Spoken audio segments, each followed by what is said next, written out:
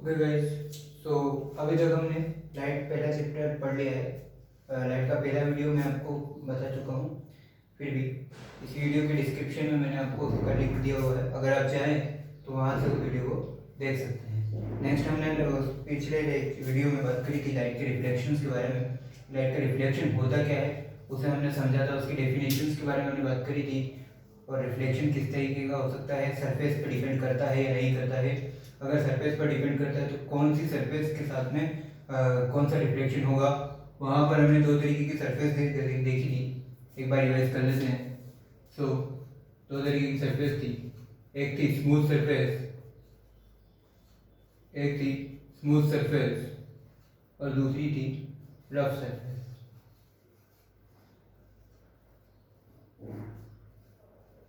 एक थी smooth surface और एक थी रफ सरफेस। जो स्मूथ सरफेस से जो रिफ्लेक्शन हुआ था उसे हमने रेगुलर रिफ्लेक्शन या स्पेक्युलर रिफ्लेक्शन भी बोला था।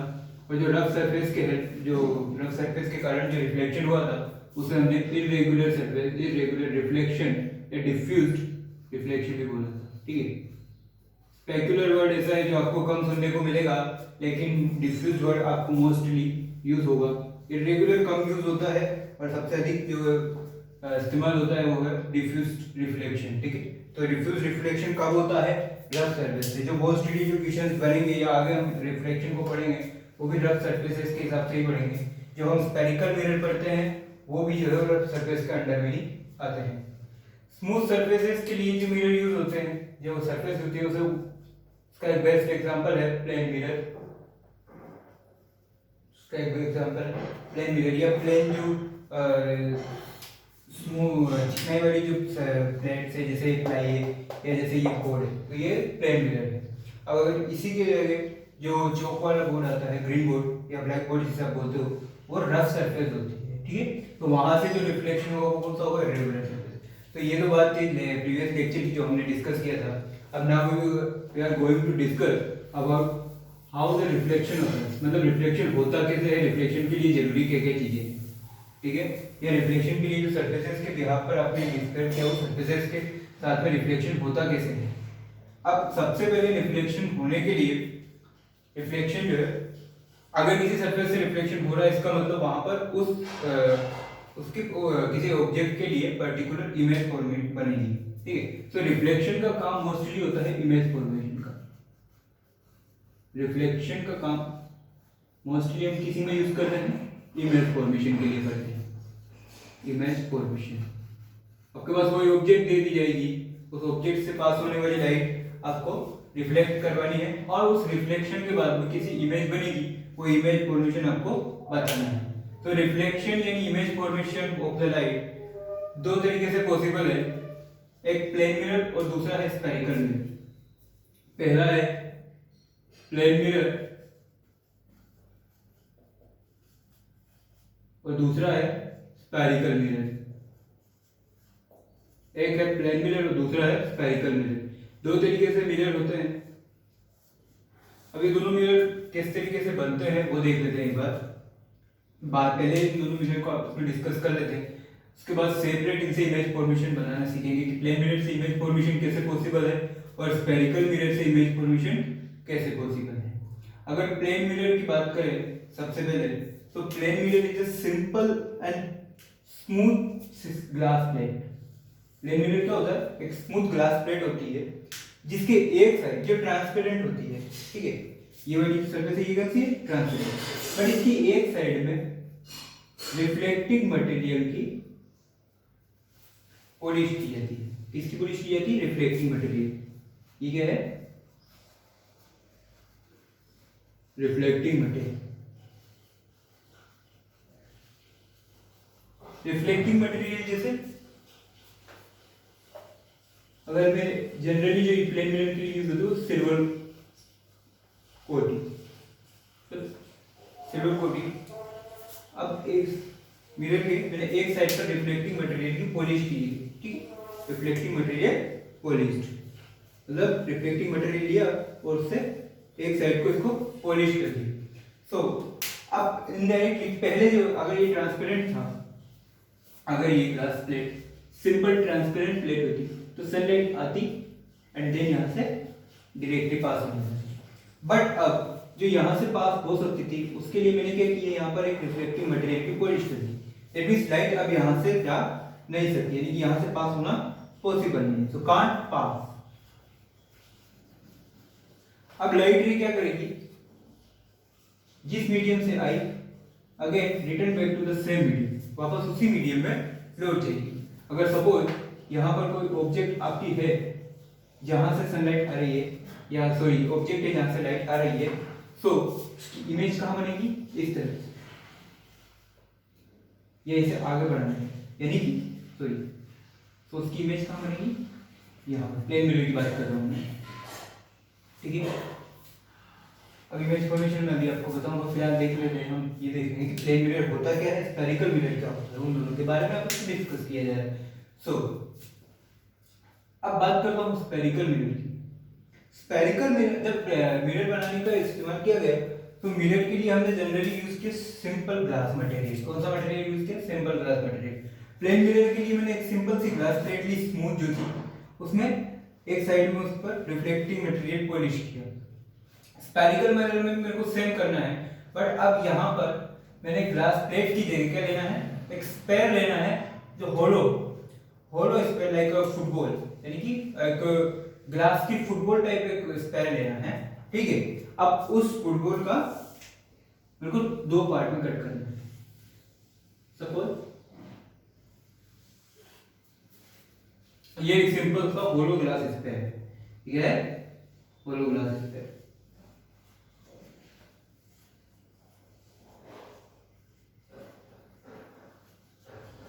ठीक है। ये क्या है, एक सिंपल सा होलो ग्लास स्पेयर।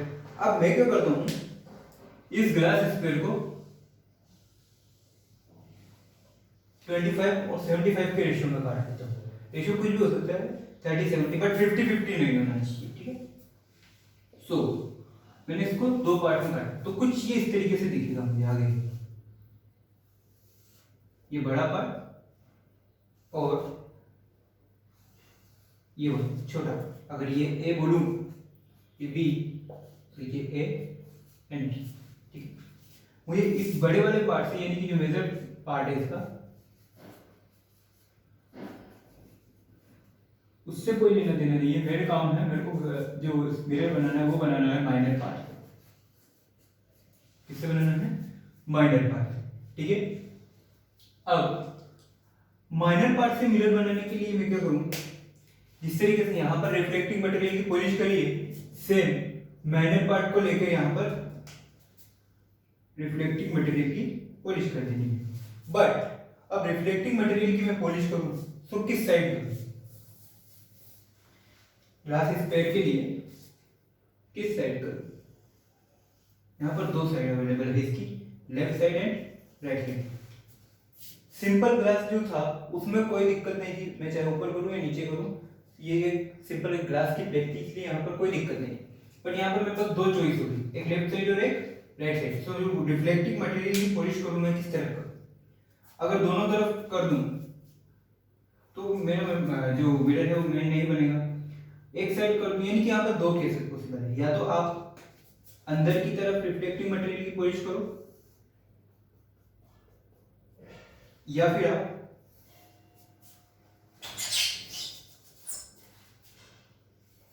बाहर की तरफ रिफ्लेक्टिंग मटेरियल की पॉलिश करो। यहाँ पर दो तरीके से मैं रिफ्लेक्टिंग मटेरियल की पॉलिश कर सकता हूँ, या तो इस स्फेरिकल पार्ट के माइनर पार्ट के अंदर की तरफ करूँ या माइनर पार्ट के बाहर की तरफ करूँ। अगर मैंने अंदर की तरफ करी तो जो रिफ्लेक्शन है वो बाहर से पॉसिबल है, ठीक है। यानी कि इसकी वैक्स सरफेस से जो है रिफ्लेक्शन पॉसिबल है। कौन सी सरफेस है, वैक्स सरफेस। तो इस मिरर को क्या नाम दिया, कॉन्वेक्स मिरर, ठीक है। सिमिलरली अगर ये यहां की बात करूं तो जो रिफ्लेक्शन है वो कहां पॉसिबल होगा, अंदर की तरफ। कहां पॉसिबल होगा, अंदर की तरफ, यानी कि कौन सी सरफेस है, इसे बोलते हैं केव सरफेस, केव सरफेस, केव सरफेस। तो ये जो मिरर है ये कौन सा मिरर हुआ मेरा, कॉनकेव मिरर। कौन सा मिरर हुआ, कॉनकेव मिरर। ठीक है, तो दो चीजें पॉसिबल है, एक कॉन्वेक्स मिरर और एक कॉनकेव मिरर। यानी कि जिस सरफेस से रिफ्लेक्शन हो रहा है वही मेरा मिरर कहलाएगा। जैसे यहाँ पर वैक्स सरफेस में रिफ्लेक्शन पॉसिबल है, सो कॉन्वेक्स मिरर। यहाँ पर रिफ्लेक्शन इज अकरिंग विद। बात करते हैं बेसिक टर्मिनोलॉजी। ठीक है, सबसे पहले हम प्लेन मिरर को एक बार से डिस्कस कर लेते हैं कि प्लेन मिरर में क्या होगा। सपोज अगर प्लेन मिरर के बारे में आप जान चुके हो कि प्लेन मिरर का किसे कहते हैं, प्लेन मिरर कैसे बनता है, अब प्लेन मिरर देखते हैं वर्क कैसे करता है। इमेज फॉर्मेशन में भी आपको स्फेरिकल मिरर के साथ भी बताऊंगा। तो पहली बात करते हैं प्लेन मिरर की। सपोज एक स्मूथ सरफेस है और इस तरीके से इस पर नॉर्मली एक प्लेन मिरर रखा हुआ है। ठीक है, स्मूथ सरफेस है और नॉर्मली इसके ऊपर एक प्लेन मिरर बना हुआ है ना। इमेज और इसके इस तरफ ए पॉइंट ए बी जो है एक ऑब्जेक्ट रखी हुई है। ए बी क्या है, एक ओरिजिनल ऑब्जेक्ट है। ठीक है, अब ये वाली ऑब्जेक्ट की हाइट को लिखा जाता है एच ओ, एच के नीचे ओ, हाइट ऑफ ऑब्जेक्ट। ठीक है, प्लेन मिरर का एक केस है कि जितनी डिस्टेंस पर प्लेन मिरर से जितनी डिस्टेंस पर ऑब्जेक्ट रखी हुई है, इमेज भी मिरर से सेम डिस्टेंस पर ही बनेगी। सपोज अगर ये पॉइंट P है, ये पॉइंट P है, देन जो इमेज बनेगी वो कुछ इस तरीके से बनेगी। मान लो ये इमेज है A dash B dash, original object थी ए बी एंड जो इमेज है वो ए डैश बी डैश। ठीक है, इमेज की डिस्टेंस को, सॉरी इमेज की हाइट को बोला जाता है हाइट ऑफ इमेज, वैसे लिखा जाता है एच आई। एच और एच के नीचे आई, सिमिलरली एच और एच के नीचे O, height of object, height of image. ठीक है, मिरर से ऑब्जेक्ट की डिस्टेंस बोली जाती है ऑब्जेक्ट डिस्टेंस, जिसे बोलते हैं यू। ठीक है, और मिरर से इमेज की डिस्टेंस बोली जाती है वी। प्लेन मिरर के केस में यू और वी आपस में इक्वल होते हैं। प्लेन मिरर के केस में यू और वी आपस में इक्वल होते हैं, यानी कि इमेज डिस्टेंस और object distance is always equal in the case of plane mirror. ठीक है, सिमिलरली हाइट ऑफ ऑब्जेक्ट और हाइट ऑफ इमेज वो भी आपस में इक्वल होती है प्लेन मिरर के केस में, यानी कि जितनी हाइट का ऑब्जेक्ट है सेम उतनी ही हाइट में इमेज बनेगी। ठीक है, अब वो डिपेंड करता है कि आप प्लेन मिरर के किस तरफ और किस पोजीशन पे खड़े हो। अगर आप 7 सेंटीमीटर पर खड़े हो तो इमेज भी मिरर के पीछे बनेगी और 7 सेंटीमीटर पर ही बनेगी। इमेज फॉर्मेशन की बात करें तो हमेशा ध्यान रखना कि प्लेन मिरर से वर्चुअल इमेज बनती है। कौन सी इमेज बनती है? Virtual image. वर्चुअल इमेज मतलब वर्चुअल इमेज बोल दो या इसको कहीं इमेजिनरी इमेज भी बोलते हैं, यानी कि काल्पनिक इमेजिनरी भी बोलते हैं वर्चुअल को। वर्चुअल मतलब जो इमेज रियल नहीं है। सपोज अगर आप कैमरा लगाओ तो कैमरे में ब्लर ब्लर सी या ब्लैक ब्लैक सी धारियां आने लग जाती है। उसका रीजन ये होता है कि जो इमेज है वो आपकी वर्चुअल इमेज है, रियल इमेज नहीं है। ठीक है, खैर अब रियल इमेज फॉर्मेशन कैसे होता है, रियल इमेज वर्चुअल इमेज में मैं आपको डिफरेंस आगे बताऊंगा। फिलहाल हम सिर्फ टर्मिनोलॉजी पढ़ रहे हैं इमेज। उससे पहले जब उसके बाद जब हम इमेज फॉर्मेशन पढ़ेंगे तो रियल इमेज कैसे बनती है, वर्चुअल इमेज कैसे बनती है, वो सब हम आपका डिस्कस करेंगे। अभी तक अपन सिर्फ ये टर्मिनोलॉजी देख लेते हैं कि क्या होता है। ठीक, और प्लेन मिरर की फोकल लेंथ एफ वो होती है इंफिनिटी, यानी कि अनंत। यानी कि प्लेन मिरर की फोकल लेंथ को आप मेजर नहीं कर सकते। प्लेन मिरर की फोकल लेंथ को आप मेजर नहीं कर सकते। ठीक है, तो ये बात है। अब यू वी और एफ को एक बार डिस्कस कर लेते हैं कि यू वी और एफ है क्या चीज। यू है ऑब्जेक्ट डिस्टेंस U क्या है, ऑब्जेक्ट डिस्टेंस। सिमिलरली V क्या है, इमेज डिस्टेंस। प्लेन मिरर के केस में ये एक्चुअली दोनों केस में यही हुई, ठीक है। लेंस में भी अगर अपन लेंस पढ़ेंगे तो लेंस में भी same image object distance image distance का UV से लिखते हो। H I क्या है, image height.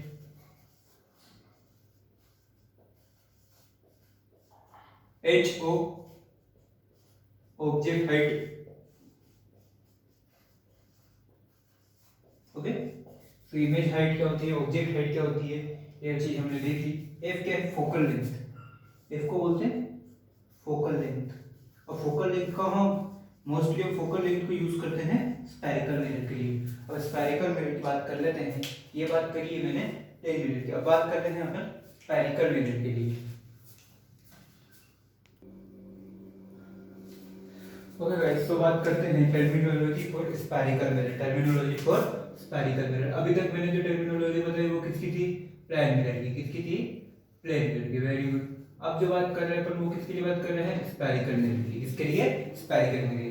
So all of you very well know that the spherical mirror are of two types, concave mirror and convex mirror। ये किस behalf पर distribute किए गए हैं, अगर रिफ्लेक्शन केव सरफेस से होता है तो कॉन्केव मिरर, अगर रिफ्लेक्शन बैक सरफेस होता है तो कॉन्वेक्स मिरर। इसमें कोई दिक्कत वाली बात नहीं है। अब अगर अपन आगे चल के बात करते हैं तो इसकी टर्मिनोलॉजी जो हम आगे यूज करने वाले हैं वो है, जो स्फेरिकल मिरर के लिए बिल्कुल एक मिडल से लाइन जाती है, उसे बोलते हैं प्रिंसिपल एक्सिस। किससे, बिल्कुल मिडल पॉइंट से। और उस मिडल पॉइंट को नाम दिया है पोल। जिस मिडल पॉइंट की मैं बात कर रहा हूँ उस मिडल पॉइंट को मैंने क्या नाम दिया, पोल। पोल जो है वो स्फेरिकल मिरर का एक बिल्कुल मिडल पॉइंट होता है, जहां से स्फेरिकल मिरर अपनी शेप को चेंज कर सकता है। सपोज स्फेरिकल मिरर को जैसा आ रहा है, ये पॉइंट P है, यहां से स्फेरिकल मिरर वापस डाउनवर्ड जाना स्टार्ट हो जाता है, तो इससे बोलते हैं पोल।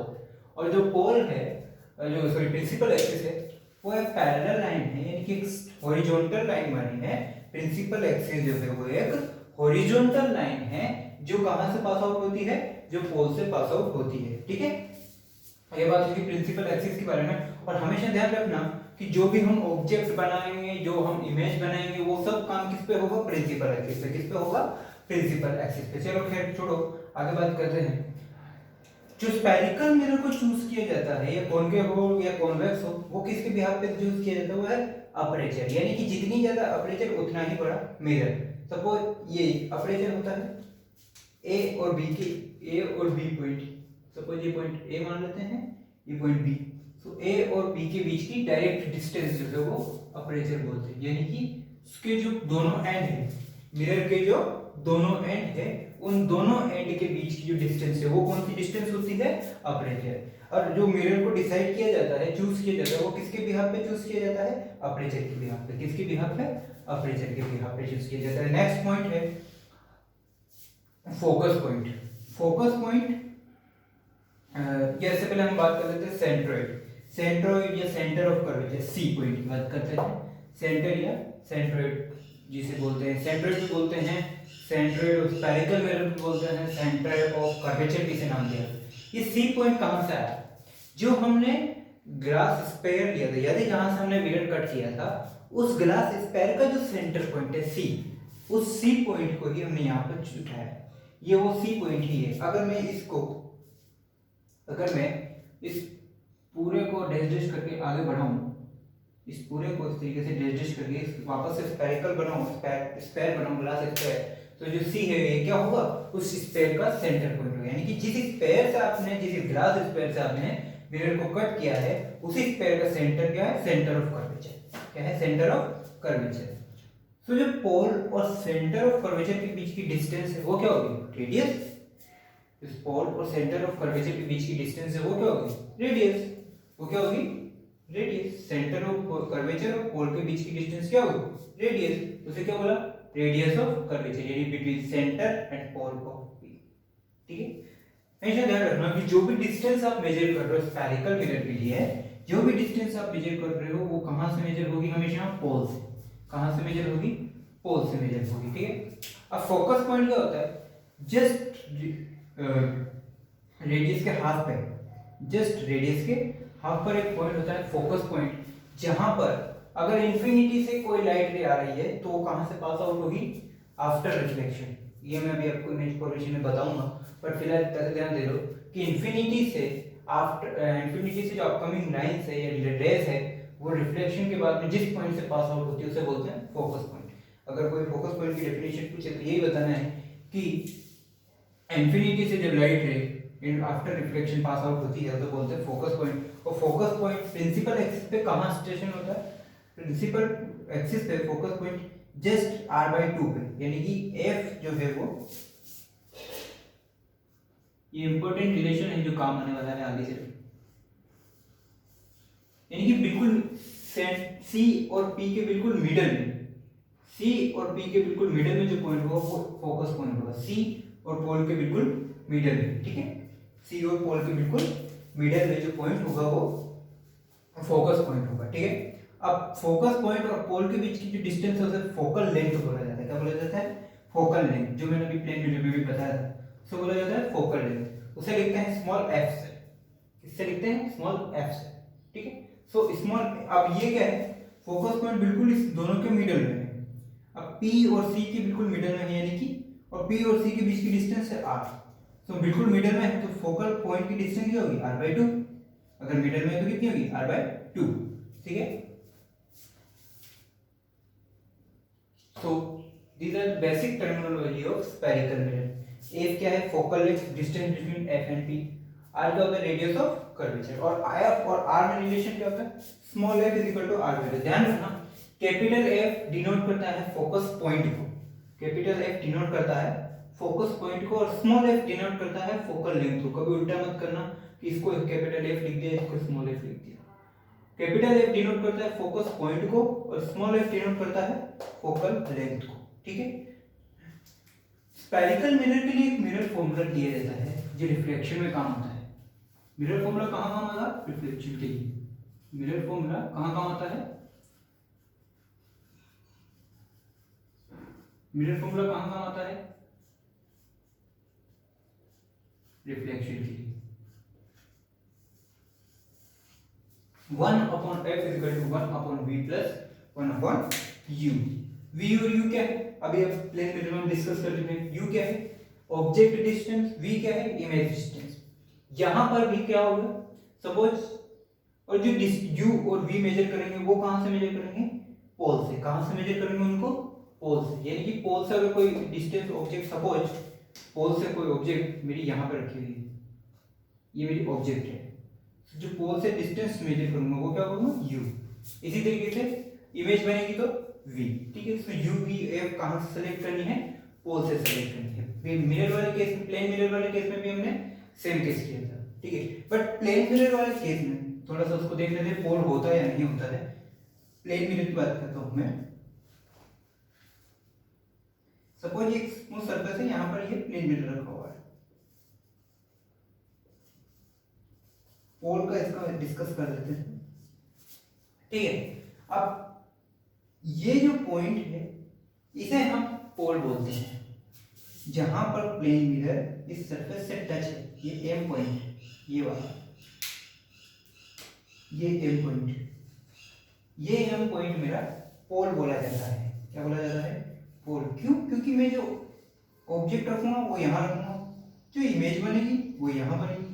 तो जो मैं ऑब्जेक्ट डिस्टेंस मेजर करूंगा वो भी यहां से मेजर करूंगा, मैं एम से, और जो इमेज की डिस्टेंस मेजर करने बैठूंगा वो भी एम से डिस्टेंस मेजर करने बैठूंगा। इसका मतलब एम क्या है यहाँ पे, पोल। अब सपोज प्लेन मिरर की फोकल लेंथ मैंने लिखवाया था आपको कि इंफिनिटी होती है, वो कैसे होती है वो देख लेते हैं। प्लेन मिरर की फोकल लेंथ क्या होती है, इंफिनिटी। फोकल लेंथ किस पे डिपेंड करती है, रेडियस ऑफ कर्वेचर। किस पे डिपेंड करती है, रेडियस ऑफ कर्वेचर। सपोज अभी ये स्फेरिकल मिरर कुछ इस तरीके से स्क्वायर शेप में है, कर्व शेप है, ठीक है। जैसे जैसे मैं इसकी कर्वनेस बढ़ाता जाऊंगा वैसे वैसे क्या इसकी रेडियस ऑफ कर्वेचर बढ़ती जाएगी, ऑफ कोर्स बढ़ती जाएगी। यानी कि जैसे जैसे मैं इसको और इंक्रीज करूंगा रेडियस ऑफ कर्वेचर बढ़ती जाएगी। एक वर्टिकल, अरे वेट,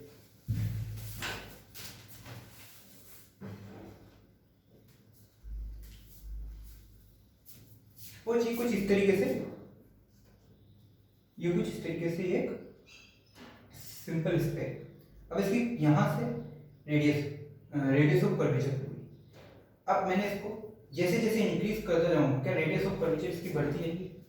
उसी तरीके से अब एक इसको इंक्रीज करते करते करते करते एक स्ट्रेट लाइन लूंगा, एक वर्टिकुलर लाइन हो जाएगी इस तरीके से, एक मैक्सिमम इस तरीके से वर्टिकल लाइन हो जाएगी। और वर्टिकल लाइन हो जाएगी तो क्या इसकी रेडियस कुछ होगी, बढ़ कर इंक्रीज होगी, कितनी हो जाएगी, इन्फिनिटी।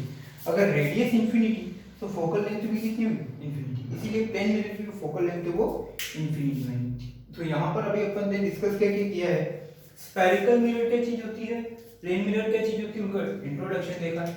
दूसरी बात, बेसिक टर्मिनोलॉजी क्या क्या चीज हमें आगे पढ़ने को मिलेगी क्या, और कौन कौन सी जो हम डेफिनेशंस हैं उनको आगे देखेंगे, जैसे R F U V H I H O, इस तरीके से इनको क्या बोलते हैं, कैसे इनको डिनोट करते हैं, वो सारा चीज हमने सीखा है। अब नेक्स्ट लेक्चर में हम सीखेंगे image formation from the mirrors. दोनों मिरर से इमेज फॉर्मेशन देखेंगे कि स्फेरिकल मिरर से इमेज फॉर्मेशन कैसे होता है, और दूसरी चीज प्लेन मिरर से इमेज फॉर्मेशन कैसे होता है, दोनों से सीखेंगे। सबसे पहले हमें एक चीज और सीखनी होगी कि रियल इमेज क्या होती है और वर्चुअल इमेज क्या होती है। अगर रियल इमेज है तो वो कब बनेगी और वर्चुअल इमेज है तो वो कब बनेगी, ये दोनों चीजें हम नेक्स्ट लेक्चर में देखेंगे। इससे पहले वाले लेक्चर में मैंने आपको रिफ्लेक्शन बताया है, तो अगर इसी वीडियो के डिस्क्रिप्शन में उसका पहले, इससे पहले वाली वीडियो का लिंक है, तो आप अगर देखना चाहें तो उसे देख सकते हैं।